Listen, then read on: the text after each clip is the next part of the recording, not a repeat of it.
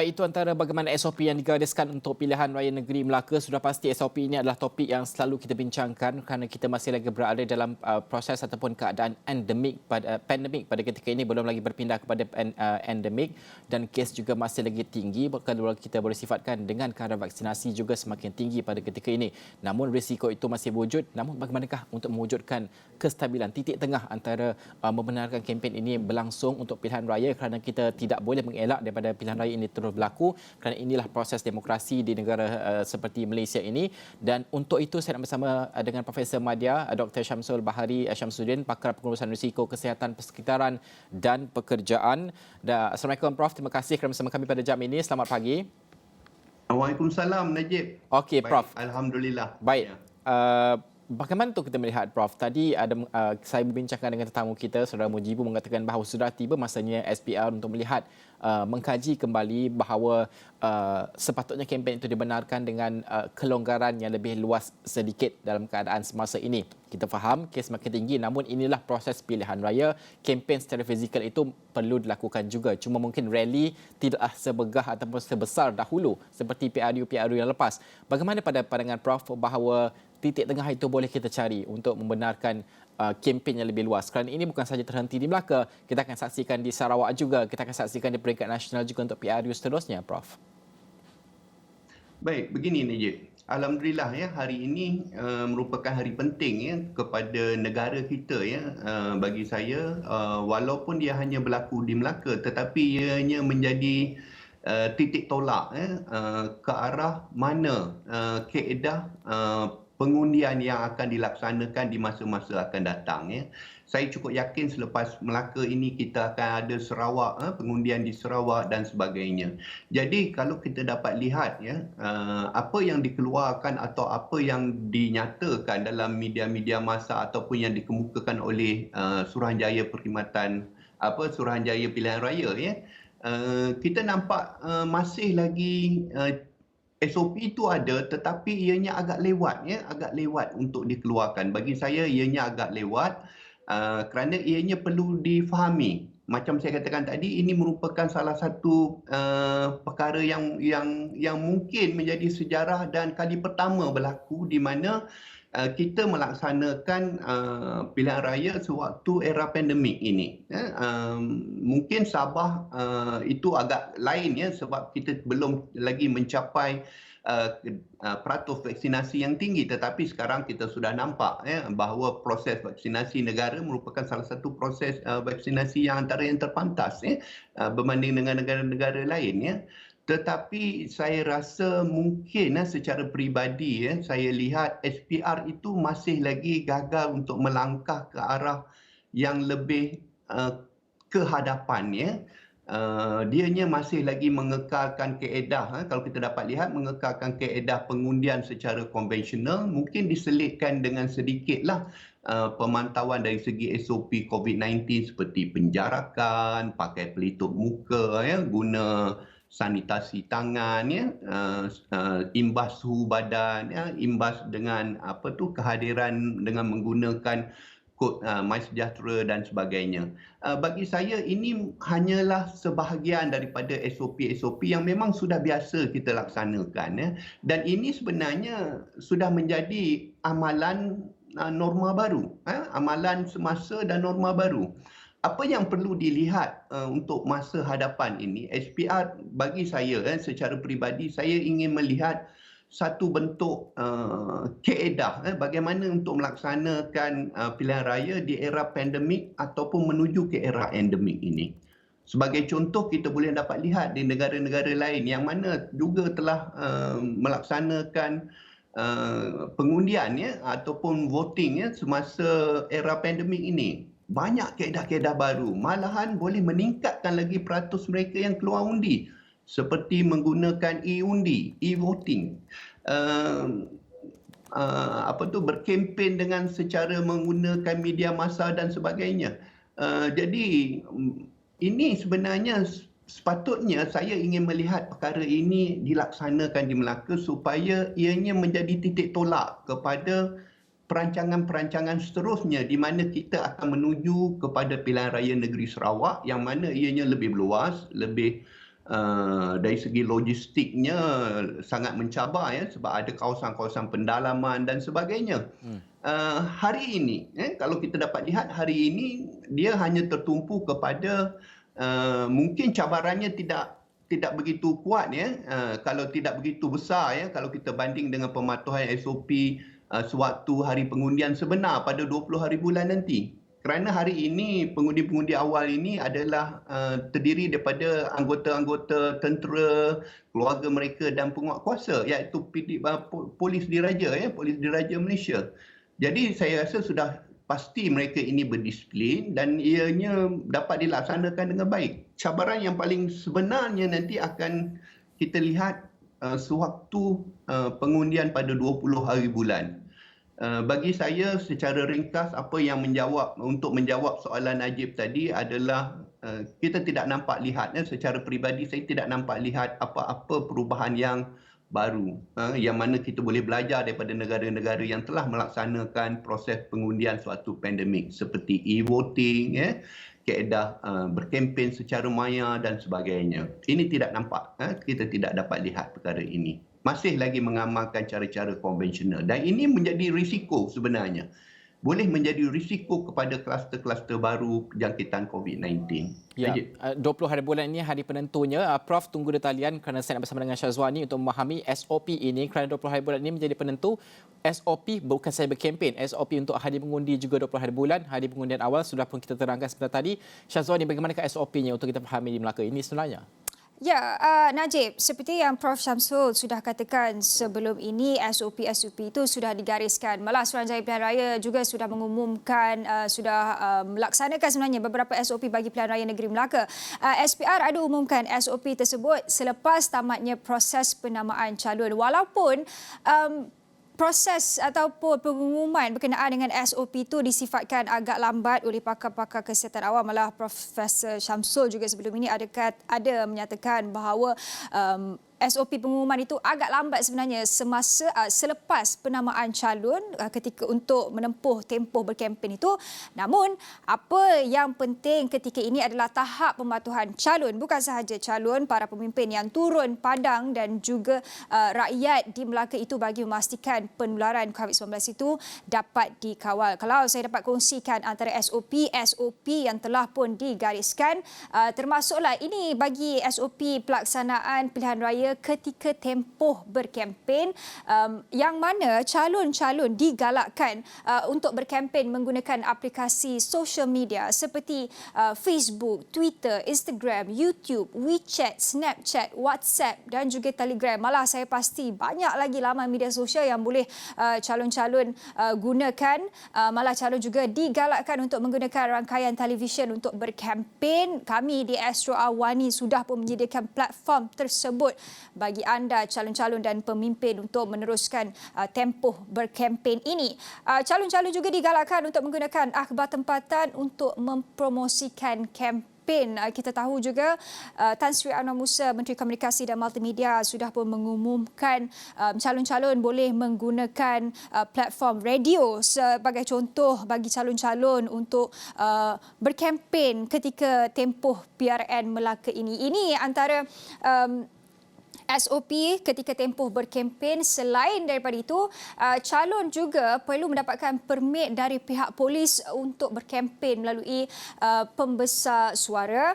Kemudian calon semua yang terlibat dikendaki menjalani ujian RTK setiap 2 hari sepanjang kempen. Pastinya SOP ini adalah penting, yang mana menjalani ujian RTK itu. Kementerian Kesihatan Malaysia juga sudah menggariskan adalah semua rakyat Malaysia sebenarnya digalakkan untuk sering melakukan ujian kendiri itu, apatah lagi ketika tempoh berkempen pilihan raya negeri Melaka ini yang melibatkan lebih ramai orang pada satu-satu masa. Kemudian setiap keputusan itu perlu dimuat naik dalam aplikasi MySejahtera dan hanya mereka yang mengemukakan keputusan negatif sahaja dibenarkan terlibat semasa tempoh berkempen. Itu antara SOP yang digariskan. pastinya dalam SOP itu ada beberapa perkara yang tidak dibenarkan, dan apa yang telah digariskan oleh SPR dan juga KKM ini antaranya termasuklah penganjuran ceramah tidak dibenarkan, syarahan, kempen secara fizikal itu adalah tidak dibenarkan. Selain daripada itu, aktiviti secara walkabout juga tidak dibenarkan. Kenderaan yang dipasang dengan alat pembesar suara berhenti di sepanjang laluan dalam menyampaikan ceramah juga pastinya dihalang ketika tempoh berkempen ini. Satu lagi antara perkara utama yang menjadi perbualan hangat ketika ini adalah apabila calon-calon itu ataupun parti-parti pemimpin politik masih lagi ada yang berkempen dari rumah ke rumah. Mungkin alasan yang diberikan itu adalah untuk menziarah, kerana kita tahu SOP KKM ketika ini kalau dalam fasa 4 Pelan Pemulihan Negara itu aktiviti ziarah-menziarah itu sudah dibenarkan. Alasan itu yang dikatakan sebagai twist sedikitlah. Ini yang penting, yang mana kempen ziarah rumah ke rumah itu adalah tidak dibenarkan sama sekali. Selain daripada itu, pengedaran pamflet kepada orang awam secara bersemuka dan juga bilik gerakan kecil beroperasi itu juga tidak dibenarkan. Itu antara perkara yang tidak dibenarkan. Kita nak lihat juga walaupun ada SOP yang tidak dibenarkan, pastinya ada sedikit kelonggaran yang diberikan untuk memastikan tempoh berkempen ini berjalan lancar, kerana kita tahu pilihan raya negeri Melaka ini diadakan bagi mengembalikan mandat kepada rakyat untuk memilih calon-calon pemimpin bagi mentadbir kerajaan negeri. Okey. Kalau kita nak lihat kepada SOP yang dibenarkan pula, yang mana calon atau jentera dibenarkan untuk memasang banner dan banting di dalam kawasan pilihan raya. Calon dan juga jentera juga dibenarkan untuk mengedarkan pamflet bagi tujuan berkempen di peti-peti surat penduduk sekitar dengan mematuhi penjarakan fizikal, dihadkan tidak lebih dari 3 orang. Ini cara-cara ini adalah pastinya untuk mengurangkan kontak rapat ataupun ada aktiviti secara bersemuka itu. Sedikit lagi kalau dapat saya kongsikan apa SOP yang dibenarkan bagi calon-calon dan juga parti-parti ketika berkempen ini adalah melalui kenderaan yang dipasang dengan alat pembesar suara pada waktu yang ditetapkan, tetapi dengan syarat perlu ada permit dan juga hanya satu bilik jawatan kuasa untuk operasi bagi setiap calon. Itu adalah SOP-SOP yang dibenarkan. Itu kalau kita nak lihat kepada tempoh berkempen. Kalau saya boleh kongsikan juga sedikit lagi kepada apa yang berlaku hari ini, hari pengundian awal, walaupun jumlah pengundinya tidaklah seramai 11,000 dan juga dibahagikan kepada beberapa DUN. Ada juga SOP yang telah diumumkan, termasuklah slot waktu yang berbeza untuk membuang undi. Itu ada 4 slot yang diumumkan oleh SPR kehadiran untuk mengundi, dan pengundi boleh menyemaknya di aplikasi MySPR SEMA ataupun portal semakan daftar pemilih SPR. Dan waktu yang ditetapkan adalah 8 hingga 10 pagi, kemudian boleh sambung antara 10 pagi hingga 12 tengah hari, disambung juga pada 12 tengah hari hingga 2 petang, dan slot yang terakhir adalah 2 hingga 4.30 petang. Antara SOP lain termasuklah yang sebenarnya sudah pun biasa kita lakukan dalam norma baharu ini, termasuklah pemakaian pelitup muka, hand sanitizer, cek suhu dan juga scan QR MySejahtera itu setiap kali anda memasuki satu-satu premis. Dan mungkin proses ini juga akan dilakukan pada hari pengundian nanti kalau kita melihat kepada slot masa itu pada 20 November nanti. Dan mungkin selepas ini Najib nak boleh tanyakan kepada Prof Syamsul apa agaknya SOP bagi hari mengundi itu sendiri. Adakah kita bakal menjangkakan satu pengumuman SOP baharu untuk hari pengundian itu? Itu yang akan terus kami nantikan, Najib. Okey, Syazwani, terus saja kepada Prof. Prof, kalau kita melihat bahawa banyak pantang larang ni tak boleh buat itu, tak boleh walkabout dan tidak boleh pasang speaker lama sangat kalau berada di satu kawasan dan sebagainya. Namun ahli politik ini kreatiflah cara mereka pergi minum pagi di kedai makan ini pun dibenarkan. Jadi minum pagi pun sampai 11-12 kali untuk mendekati pengundi dan sebagainya. Ini umpama defeat the purpose. Orang kata kalau SOP itu adalah untuk mengekang penularan COVID-19, mereka ada cara kreatif mereka untuk mendekati pengundi dan sebagainya. Bermakna bagaimana untuk kita melihat keseimbangan ini, bahawa membenarkan perkara tersebut pada masa sama SOP ini haruslah make sense, haruslah masuk akal dan sebagainya untuk ahli politik meraihkan demokrasi tersebut. Orang ramai juga faham apa yang mereka ingin sampaikan dan pada akhirnya pemilihan dan juga pilihan ini harus diserahkan kuasanya kepada rakyat. Prof. Ya, gini Najib, macam saya katakan awal tadi, ini merupakan salah satu pengalaman pertama kita lah. Jadi pihak SPR seperti mana yang Syazwani kongsikan tadi, ada telah menyediakan pantang larang. Walau bagaimanapun setiap manusia itu kreatif, dia kadang-kadang boleh melaksanakan ataupun mencari jalan bagaimana. Bagi saya pada masa ini yang paling penting peringatan secara berterusan, oleh mana-mana media-media, media sosial, media massa dan sebagainya, perlu memberi peringatan secara berterusan kepada semua anggota masyarakat bahawa kepentingan menjaga SOP, kepentingan mematuhi SOP itu adalah sangat penting. Kita tidak mahu ada gelombang seterusnya. Memang sekarang ini macam dikongsikan oleh beberapa pengulas sebelum ini, kerisauan utama masyarakat untuk keluar mengundi itu ialah kita takut akan berlaku gelombang atau penularan jangkitan COVID-19. Jadi sama-samalah walau bagaimanapun macam saya katakan tadi, walau bagaimanapun ianya perlu ada dan kita perlu ikuti sebaik mungkin SOP. Dan SOP yang kalau sudah ada ini perlu sentiasa diumumkan, sentiasa dimaklumkan secara konsisten sebagai memberi peringatan dan pemahaman kepada semua. Sebab saya cukup yakin kalau SOP ini sudah lambat dikeluarkan, kalau kita kurang beri kefahaman, maka ruang-ruang inilah yang akan diselitkan dengan kreativiti calon-calon ataupun parti-parti yang bertanding untuk mencari gap yang mana mereka boleh kembali kepada norma lama, iaitu dengan mendekati pengundi, mendekati rakyat. Kita kalau bagi secara peribadi, saya ingin lihat bahawa semasa pilihan raya nanti perlu ada satu SOP khusus untuk kawasan pengundian itu sendiri. Yang kita ceritakan sekarang ini ialah pengundian, tentang proses pengundian itu, tetapi dari segi tempat untuk mengundi itu juga perlu diberi perhatian. Kalau boleh saya kongsikan di sini, mungkin dari sudut pengurusan risiko kesihatan persekitaran, pihak SPR maupun KKM perlu beri perhatian kepada dua parameter utama ini, iaitu kawasan pengudaraan dalaman, sistem ventilasi kawasan pengudaraan dalaman di pusat pembuangan undi. Kita tidak mahu biasanya kawasan pusat pembuangan undi ini dia agak tertutup, ventilasinya tidak berapa baik. Ini perlu diberi perhatian, sebab kualiti udara dalaman ni mengikut kajian WHO ianya merupakan salah satu faktor ataupun penyebab kepada penularan jangkitan COVID-19 dalam sesuatu kawasan, terutamanya di dalam kawasan tempat kerja yang mana ruang perudaraannya agak tertutup. Jadi saya cukup yakin, saya tidak berkesempatan untuk pergi melihat di pusat-pusat pembuangan undi, tetapi saya sebenarnya agak tertarik untuk melihat bagaimana kita menguruskan pusat pembuangan undi itu dengan memastikan sistem pengudaraan, ventilasi. Sebab orang akan keluar masuk di dalam, setiap orang akan masuk keluar, jadi kita tidak tahu dari segi kualiti udara, pembawakan virus dan sebagainya yang melalui sebaran udara ini, di mana ianya mungkin boleh menjangkiti sekiranya sistem ventilasi tidak diberi perhatian.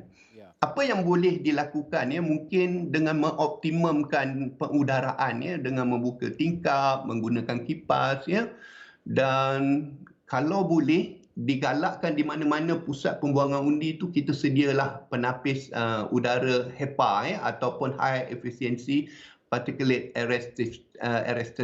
arrestant, supaya ianya boleh membantu mencegah penularan jangkitan COVID-19 ini. Saya ingat mungkin kita semua pun boleh merujuk kepada manual pengudaraan kualiti udara dalaman, yang mana ada dikeluarkan oleh Kementerian Kesihatan bersama dengan Kementerian Sumber Manusia, di laman web Jabatan Keselamatan dan Kesihatan Pekerjaan, iaitu semasa penularan COVID-19 yang baru-baru ini kita dapat lihat banyak kes-kes yang melibatkan kluster tempat kerja, dan ventilasi juga merupakan salah satu faktor penyumbang. Kita tidak mahu ini berlaku di kawasan pengundian ataupun di pusat-pusat mengundi.